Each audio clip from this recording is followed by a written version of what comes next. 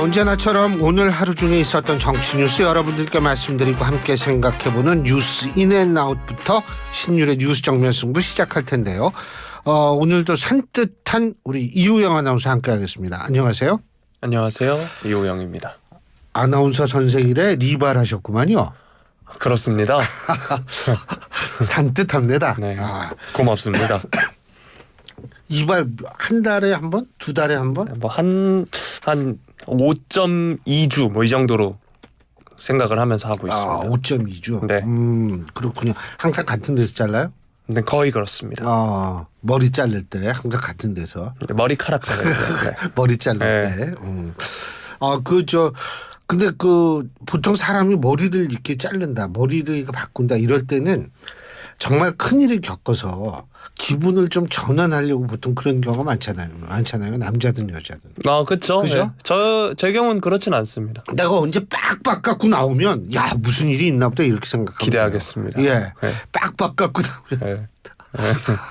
암이 다 뭐. 근데 난 그래서 오늘 머리 자르고 나왔길래 어제 축구 보다가 충격을 받아서 그런가 그런 생각을 했죠. 뭐 충격받을 정도 과한 변신은 아니니까요. 네. 예상이 가능했다. 아니 그렇다면 미용실을 2주 전에 예약을 해놨습니다. 예. 그 예약해서 가는 데구나. 아니 근데 요새 그거 알아요? 리발소가 미용실보다 더 비싸요. 이제 바버샵 이런 데. 바버샵. 네. 뭐 바버샵이 아니라 바버샵이죠. 네. 그거 되게 비싸대요. 네. 거기는 안 가요? 저는 바버샵은 몇 번 가긴 했는데 샵은 왜 안 가요? 뭐 제가 하는 스타일이 바버샵에 어울리는 스타일링은 아니어서. 네. 거기는 주로 어디 아저씨들이 가는 스타일? 아니요, 약간 좀 더 약간 그 남성성을 강조한 스타일이라든가 그럴 때 좀 쫙 올려갖고. 네, 뭐 아니면 이렇게 발라서. 내가 오늘 3부에 김봉진 이사 나오네. 한번 네. 물어봐야지. 그분이 이제 쫙 그렇게 하고 머리를 다니거든요. 원래 머리 올리시는 거의 대명사는 이제 배종찬 소장님 아니신가요? 배종찬 소장은 올리는 정도가 아니죠. 그거는 거의 그 동산을 만드는 수준이죠. 예. 그래서 내가 한번 물어봤어요. 소주 먹을 때 머리 그거 하는데 얼마나 걸리냐. 또 의외로 시간을 막 걸린다고 그러대요. 그렇죠. 한 방향으로 가시니까. 이렇게 쫙 하면 되니까. 네. 머리 한번 그렇게 해봐요. 그렇게요? 그럼 아니 그게 배 소장처럼 막 그런 정도는 아니더라도 이 나이 든 사람이 젊어 보이게 하기 위해서 예전에 그런 헤어스타일을 많이 했어요. 특히 이제 앵커 하시는 분들 이렇게 보면 그런데 난 옛날부터 그 헤어스타일 별로 안 좋더라고. 내가 그렇게 한다고 한번 생각해봐.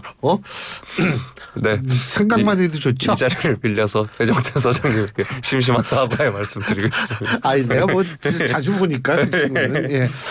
자, 그러면 오늘 뉴스 인앤아웃 시작할 텐데 그 전에 오늘은 좀 제가 그 전이 아니죠. 청취율 조사 기간이라서요. 참. 다음 주 월요일까지 청취율 조사. 고마워요. 네. 큰 도움이 됐습니다. 네. 다음 주 월요일까지 청취율 조사 기간이라고 제가 여러분한테 항상 말씀드리는데요. 제가 항상 말씀드립니다. 지역번호 02 전화가 왔다. 이 전화 안 받으시면 안 돼. 이 다음 주 월요일까지 꼭 받으셔야 됩니다. 법적으로 그렇습니다. 이거 받으셔가지고 딱 전화를 받았는데 여기 뭐 검찰청입니다. 이러면 끊어버리시면 되는 거고. 그리고 뭐 심지어 저도 옛날에 받아왔는데 우리 애가 집에 있는데 우리 애를 자기가 납치했다는 거예요. 예, 참. 근데 사람이 또 그렇게 전화를 받으면 진짜 있는지 없는지 확인하게 되더라고요. 근데 뭐 여러분 그런 거 놀라지 마시고 그냥 끊어버리시면 되고요.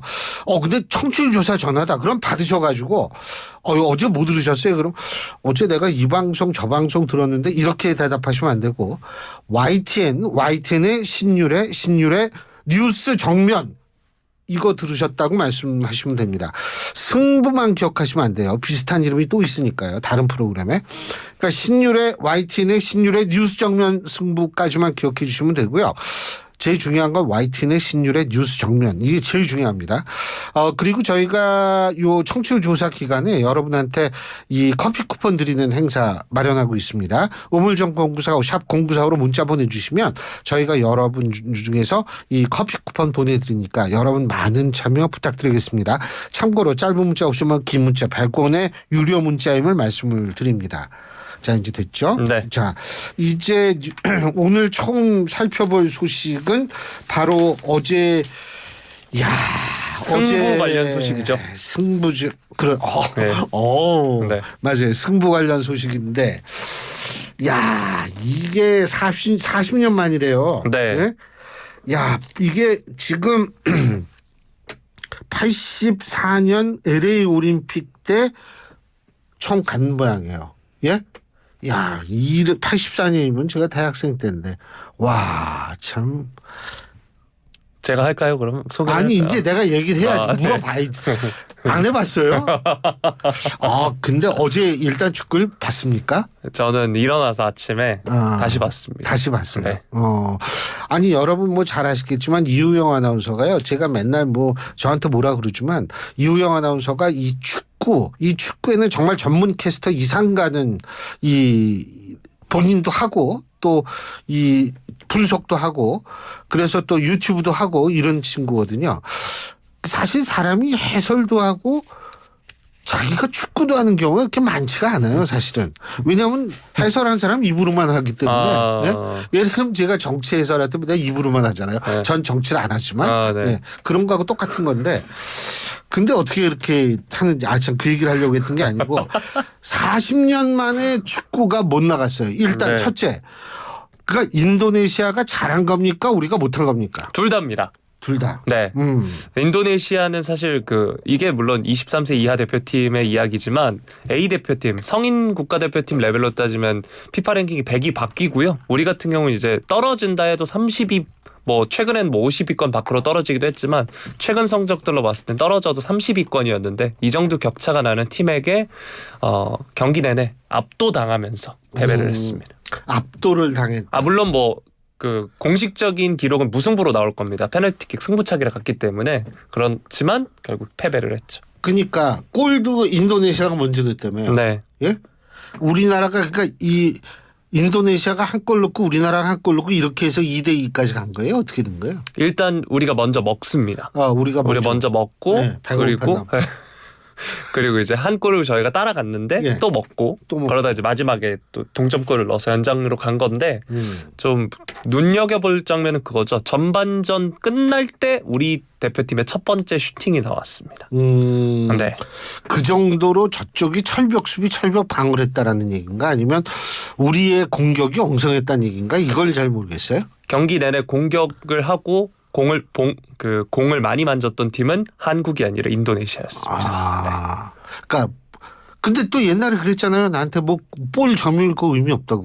그렇죠. 의미는 없는데 일반적으로 강팀 조금 더 전력이 강한 팀들이 볼을 많이 잡죠. 네. 많이 갖고 있고요. 네. 실제로 뭐 지금 이번 인도네시아 대표팀에서 주전으로 나왔던 선수의 경우에는 우리나라 K리그 수원FC에서 한 경기도 못 나오는 선수거든요. 근데 우리 대표팀 선수들은 뭐 해외파들이 많이 빠졌다고 하지만 대회를 앞두고 이번 대회에서 어쨌든 K리그에서 이미 실전 경험을 프로리그 경험을 많이 쌓아온 선수들인데 이렇게 졌다는 점이 좀 아쉽죠. 아니 그러면 이제 두 번째 질문.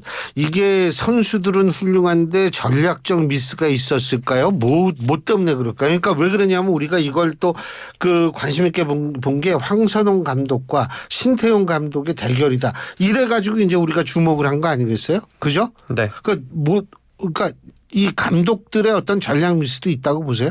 일단 신태용 감독은 별명이 이제 그라운드의 여우, 선수 시절 여우였고 감독 돼서도 이제 다양한 전술 전략을 소화할 만큼 능력을 검증받은 감독이고요. 그분이 여우 같아요?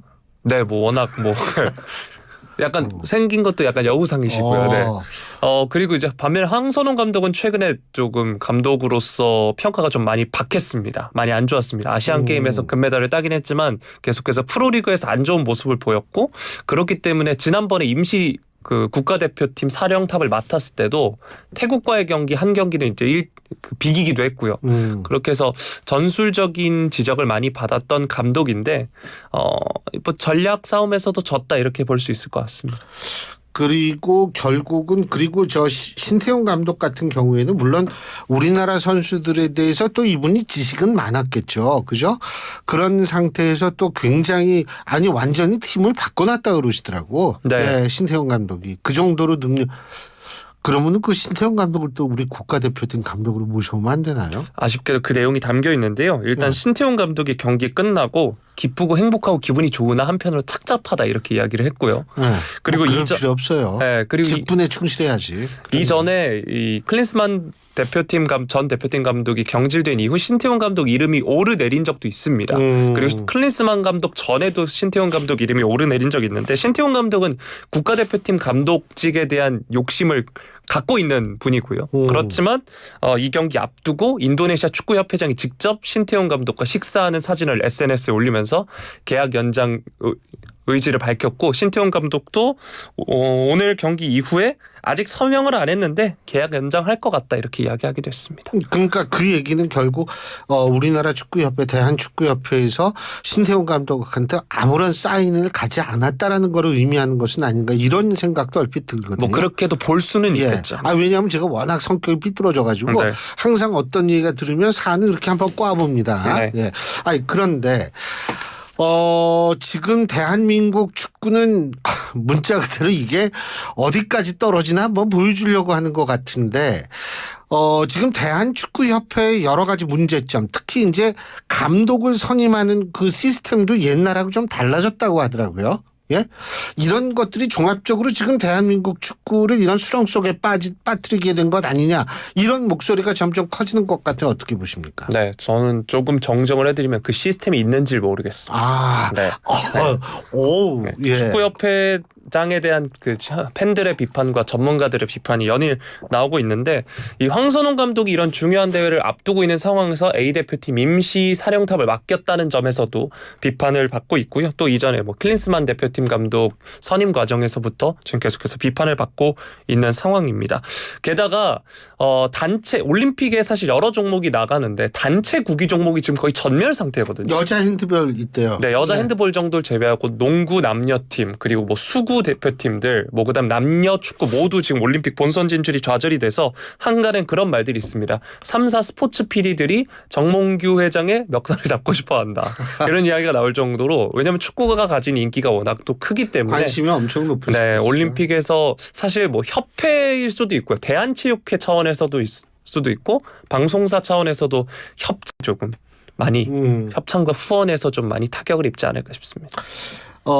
아니 상황이 이 정도 되면 지금 그 축구협회장 하는 사람 이름이 뭐라고요? 정몽규 회장. 정몽규. 그 사람 오래 했죠? 네. 삼선이죠. 이 모든 게 장기 집권은 그렇게 합리적인 건 아니에요. 그리고 지금 상황이 이 정도 됐으면 본인에 대한 비판이 있다는 거 어느 정도 알 텐데 물론 저는 억울한 게 있다고 봐요. 모든 사람은 다 억울한 측면이 있습니다. 그런데 가장 중요한 건 여론이 이 정도까지 되면 사실은 본인의 거취에 대해서도 한 번쯤 생각해 보는 게 가장 합리적 선택이 아닐까라는 생각이 들거든요. 제가 거듭 말씀드리지만 인생이라는 거는요. 똑똑함으로 사는 것이 아닙니다. 인생이라는 건 현명함으로 사는 겁니다. 우리는 계속 살면서 어떤 선택을 할 때 똑똑하게 선택하는 것보다 현명하게 선택하는 게 전 제일 중요하다고 보거든요.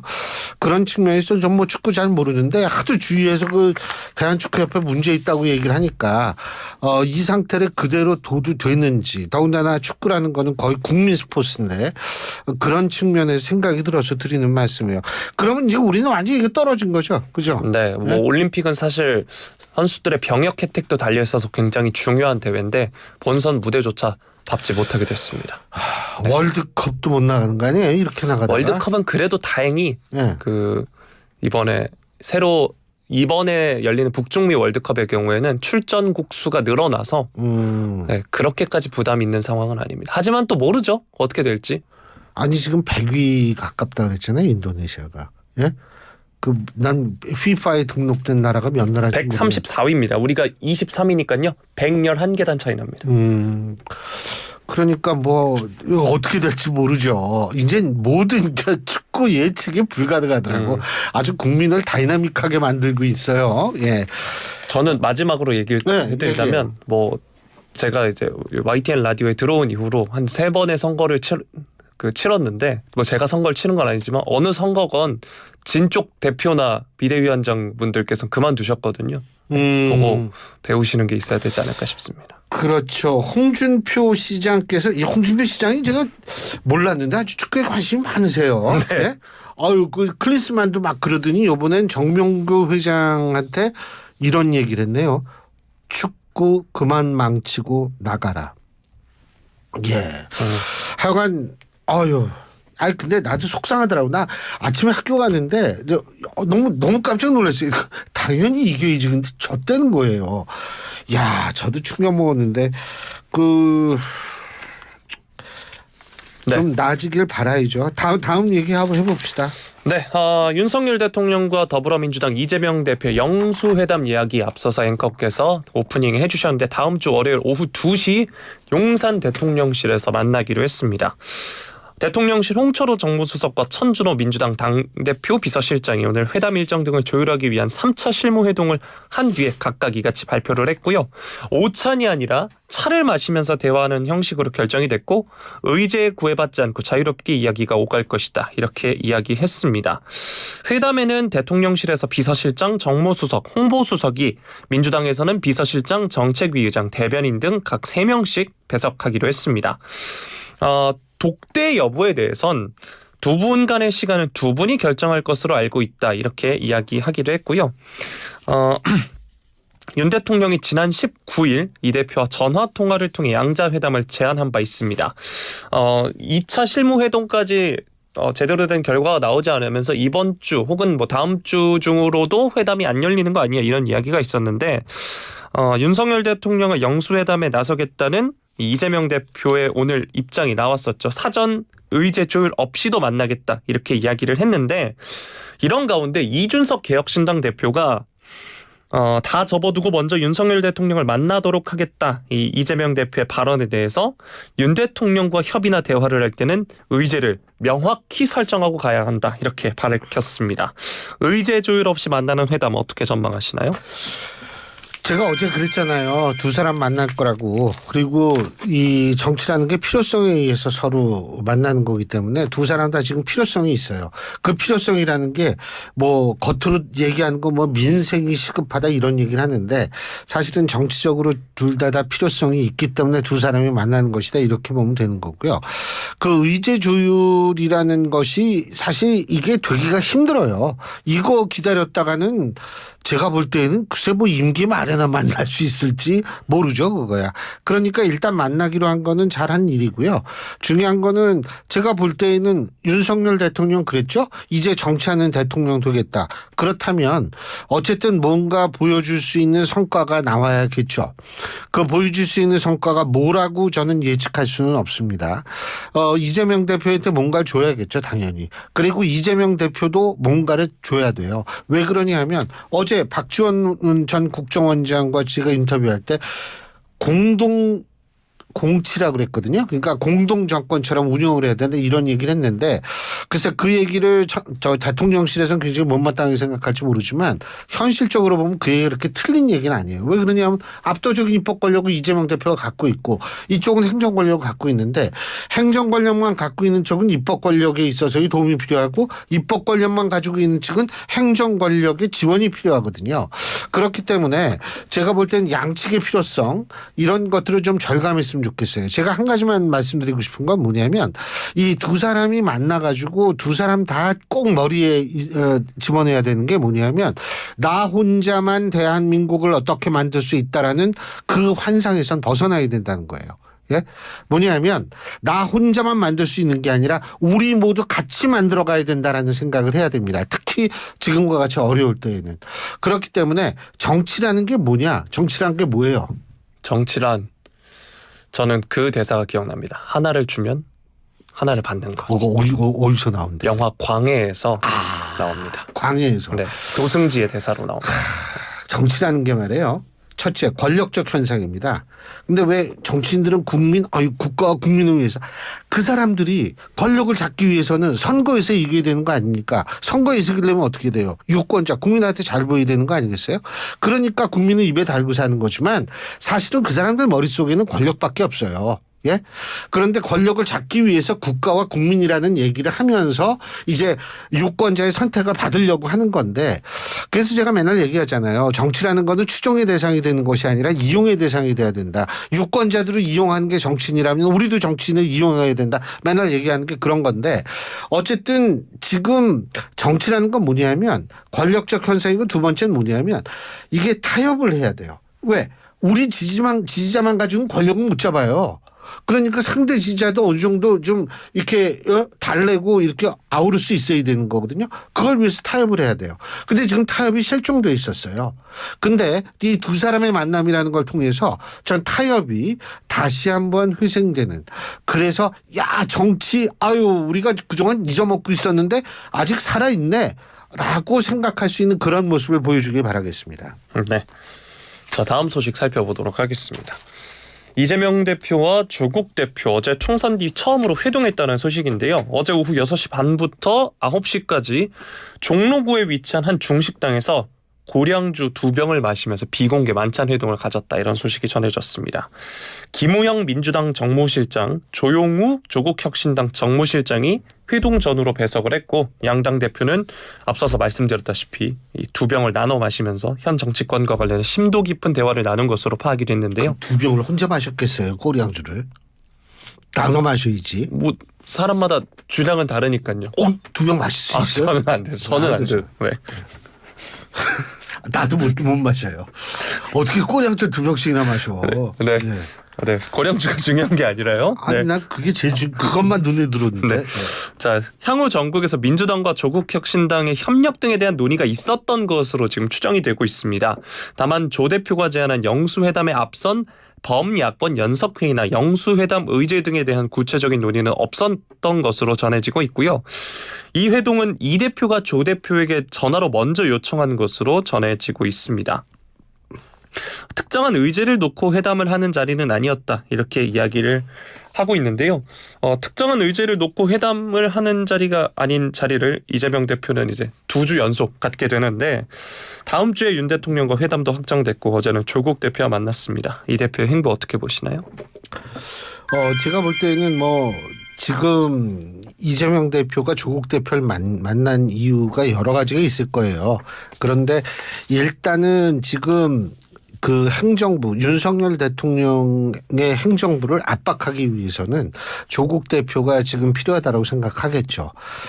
그리고 두 번째로는 뭐냐면 어쨌든 본인이 조국 대표를 자꾸 멀리한다라는 느낌을 주면 명실상부한 야권에 있어서의 가장 자기가 대표주자라는 그런 이미지도 사실은 좀 타격을 받을 수 있고요.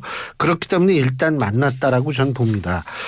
그리고 물론 뭐 고량주를 2병씩이나 두 사람이 먹었다 그러는데 그 주량이 또 대단해요. 그래도 뭐 요만한 병 가지고 먹지는 않았을 거 아니에요. 그죠? 뭐 한 이만한 걸로 드시지 않으셨을까요? 뭐 이만한 고량주 요 정도 되죠. 요 정도. 근데 또 이게 긴 게 있잖아요. 긴 게 있나? 네. 예. 근데 어쨌든 주량도 대단하신데 제가 볼 때는 뭐냐면 이재명 대표는 그런 입장에서 조국 대표를 만났을 거고 조국 대표는 사실 이재명 대표가 필요하죠. 왜 필요하냐면 조국 대표의 저는 목표가 뭐라고 생각하냐면 물론 조국 대표가 다를 수도 있어요. 생각이. 제가 조국 대표라면 민주당에 들어가는 거예요.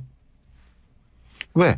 명실상부하게 거기에 들어가야지 자신의 정치적 미래가 보장될 수밖에 없거든요.